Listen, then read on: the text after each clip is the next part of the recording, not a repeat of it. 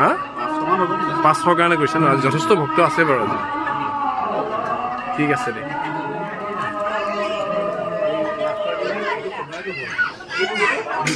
হেৰি আছে 30 ঘৰমান ইয়াত মানুহে আছে কিন্তু তেখেতসকলে ইয়াত ইমান শৃংখলাবদ্ধভাৱে কৰা এই গোটেই আপ্যায়নৰ আয়োজনটোৱে সঁচাকৈ ইয়াক এটা উচ্চ স্তৰলৈ লৈ গৈছে আৰু কিমান সৰু কিমান কম পৰিসৰত কৰিছে সেয়া ডাঙৰ কথা নহয় তাক কিমান সুন্দৰকৈ কিমান নিখুঁতভাৱে কৰিছে সেয়াহে কোনো এটা এনেকুৱা ধৰণৰ বৃহৎ আধ্যাত্মিক অনুষ্ঠানক চিৰজীৱনীয়া বা আমাৰ মানস পটত চিৰদিন ৰাখি থোৱাকৈ ইয়াক কৰিব পাৰে আৰু সেইটো সফল হৈছে এয়া চালাড কাটি আছে দেই মানে প্ৰায় 500 ভকতৰ কাৰণে চালাড বনাই আছে নহয় জানো কি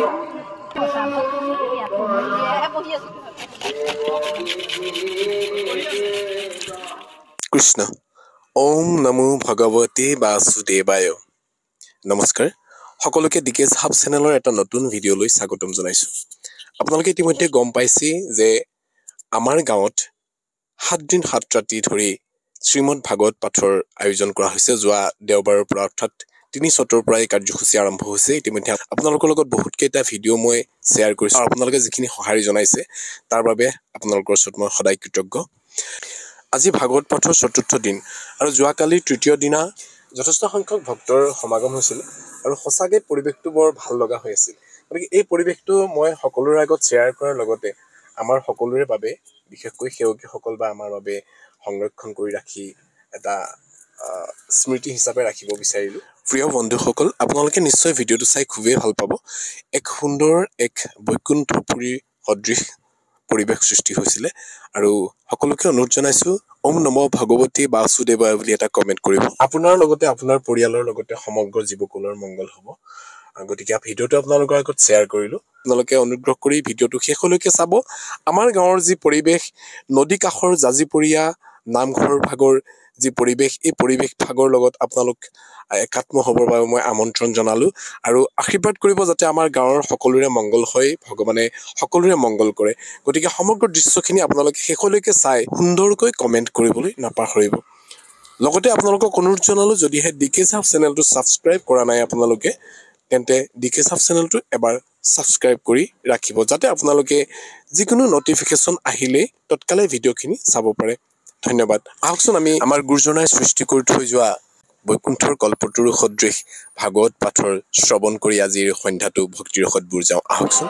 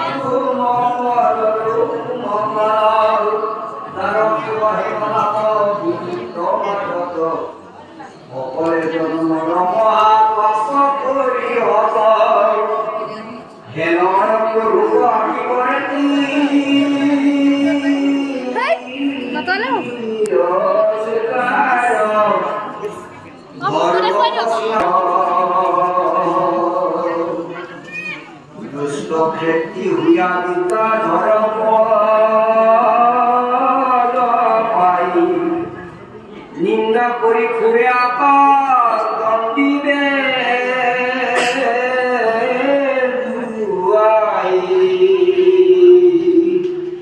হরিহে যদি বোলা বিষ্ণু ভগবতী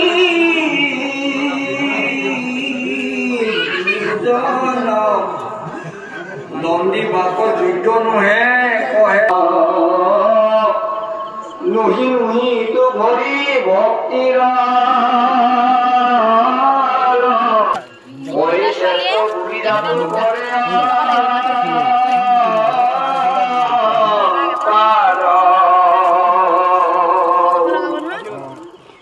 পুরে নিশিনে যেন নিন্দে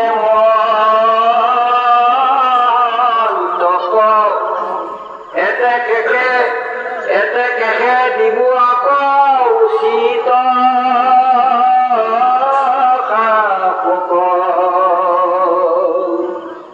অকুর জুনিক আবে চল দুরাচার আৰু যেন বাকন কৰ সংসাৰ দুখ লভি লেখ জ্ঞান আপুনি জানিবি দেবে আৰু মহন্তক নিন্দা নকৰি বিষ্ণুৰ ভকত চিত্ৰ কেতু পাইলা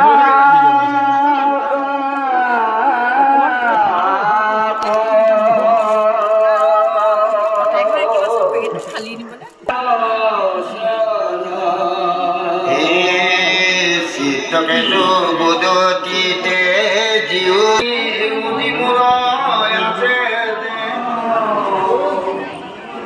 অজ্ঞানত পানী হবে কিছু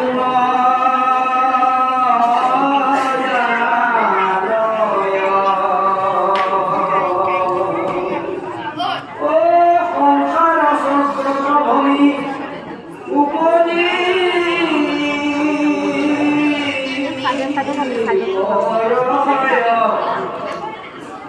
দেখে হৰিৰ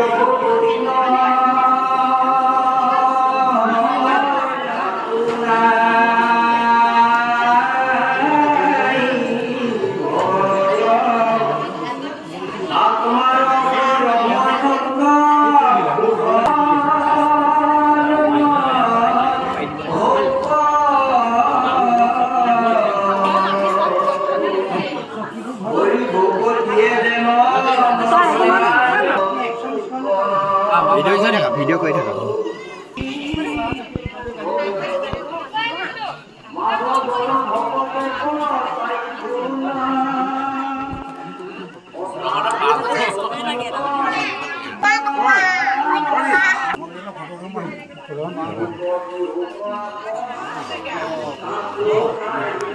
মইতো 8 জনলৈ মানা কৰিছিলোঁ মই উঠি দিম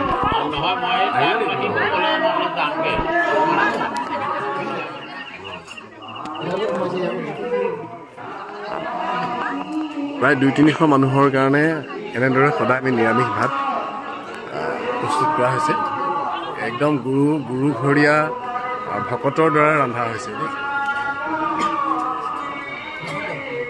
আজি কিমান হ'ব আজি 500 কাৰণে কৈছে ন যথেষ্ট ভক্ত আছে বাৰু আজি ঠিক আছে দে আহি আছে 500 ওপৰ হ'ব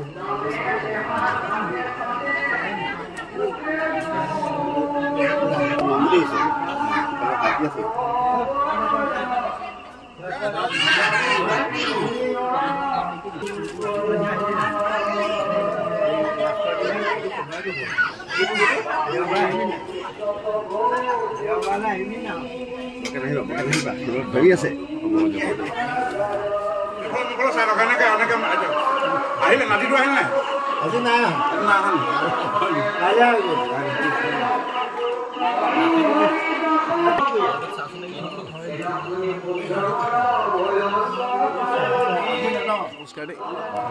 মই পৰিৱেশ অতি সুন্দৰ বিশেষকৈ ইয়াত এই তিয়ক এজাৰগুৰি গাঁৱত আজি 7 দিন ধৰি যি অভিজাত ভাগৱত পাঠ হৈছে তালৈ আমি আমন্ত্ৰণ পাই আহি আমি ধন্য মানিছোঁ আৰু আমি শিৱসাগৰ নগৰীয়া জীৱনত থকা আমি তাত প্ৰদূষণৰ পৰা আৰম্ভ কৰি আমি এক কংক্ৰিটৰ আমি এখন হাবিত থকাৰ নিচিনা ইয়ালৈ আহি মই যি প্ৰাকৃতিক পৰিৱেশ দেখিছোঁ তাত যি অনুভৱ কৰিছোঁ এয়া সঁচাকৈ আমি এইখিনি কাৰণে হাবিয়াস কৰি থাকোঁ হেঁপাহ কৰি থাকোঁ আৰু ইয়াত অকল সেয়াই নহয় মই ৰাইজৰ যি সেৱা ৰাইজৰ যি ভকতৰ প্ৰতি যি আগ্ৰহ যিখিনি আপ্যায়ন সেইখিনিতো অভিভূত হৈছোঁ আৰু সেইখিনি সঁচাকৈ আদৰ্শনীয় আৰু আটাইতকৈ ভাল লাগিছে যে এই বৈকুণ্ঠপুৰী য'ত আপোনাৰ বাংময় মূৰ্তি ভাগৱতৰ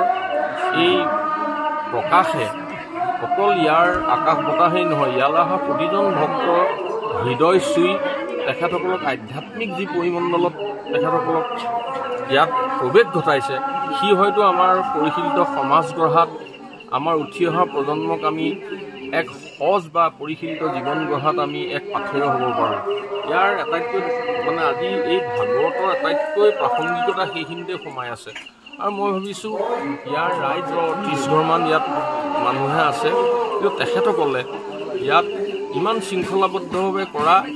এই গোটেই আপ্যায়ন আৰু আয়োজনটোৱে সঁচাকৈ ইয়াক এটা উচ্চ স্তৰলৈ লৈ গৈছে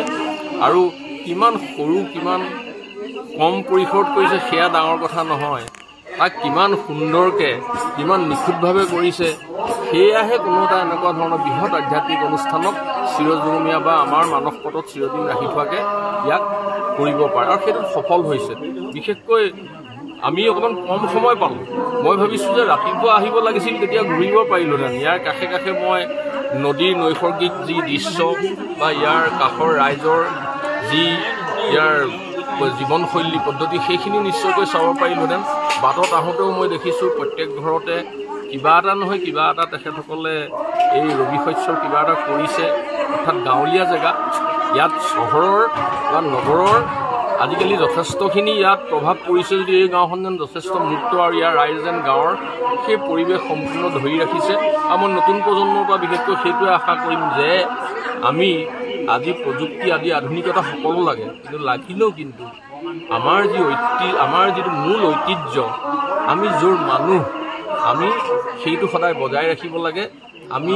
মাটিত ভৰিকেইখন থোৱাৰ আমাৰ প্ৰয়াস সদায় থাকিব লাগে ধন্যবাদ ভাল লাগিলে আপুনি যিখিনি মন্তব্য দিলে সঁচাকৈ আমি সেৱকী হিচাপে আমি যথেষ্ট অনুপ্ৰাণিত আপোনাৰ এই বক্তব্যত আৰু আশা ৰাখিছোঁ ভৱিষ্যতেও আমাৰ এই গাঁওখনৰ সহযোগিতা এনেকুৱা যিকোনো অনুষ্ঠানৰ কাৰণে আমন্ত্ৰণ পালে সৌভাগ্যৱান বুলি ভাবিম মোৰ লগত দেৱজিৎ কাকতি তেখেতো আহিছে আমি দুইজন সঁচাকৈ আহি পিনি আমি আজি এটা অনুভৱ হৈছে যে আমি নহা হ'লে আমি এটা ভগৱন্তৰ এই আধ্যাত্মিক পৰিৱেশটো আমি নাপালোঁ যিটো আমাৰ কাৰণে অতি দুৰ্লভ আৰু এইটো বহুত জন্মৰ সামফল কৰিও এইটো পোৱা নাযায় কিন্তু আমি পাইছোঁ আৰু ভৱিষ্যত নিশ্চয় আহিম আমাৰো ভাল লাগিছে আপোনাৰ নিচিনা সুন্দৰ অনুভৱ কৰিব পৰা ভকতৰ সান্নিধ্য লাভ কৰাটো আমাৰ বাবে সৌভাগ্য বুলি আমি গণ্য কৰিছোঁ ধন্যবাদ কুশলে ৰাখক চব ওলাব সকলো আয়তীসকলে সুন্দৰভাৱে কাম কৰি আছে সকলো ব্যস্ত বৰ বহিছেনে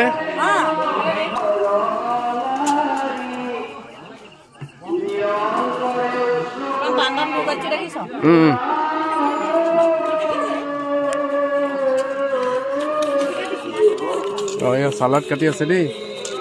মানে প্ৰায় 500 ভকতৰ কাৰণে চালাড বনাই আছে নহয় জানো আমি মানে হেৰিয়াত এইফালে ৰন্ধা ভকতক সুধিলোঁ যে 500 ভকতৰ কাৰণে বনাইছে বোলে আজি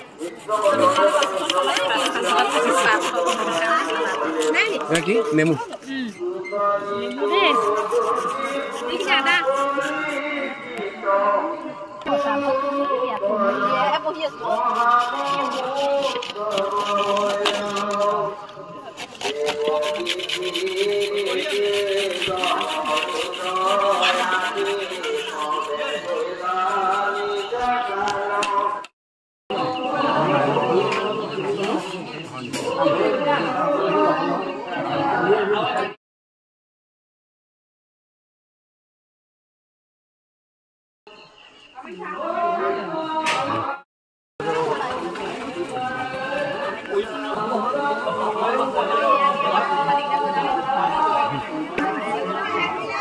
আহিছানে?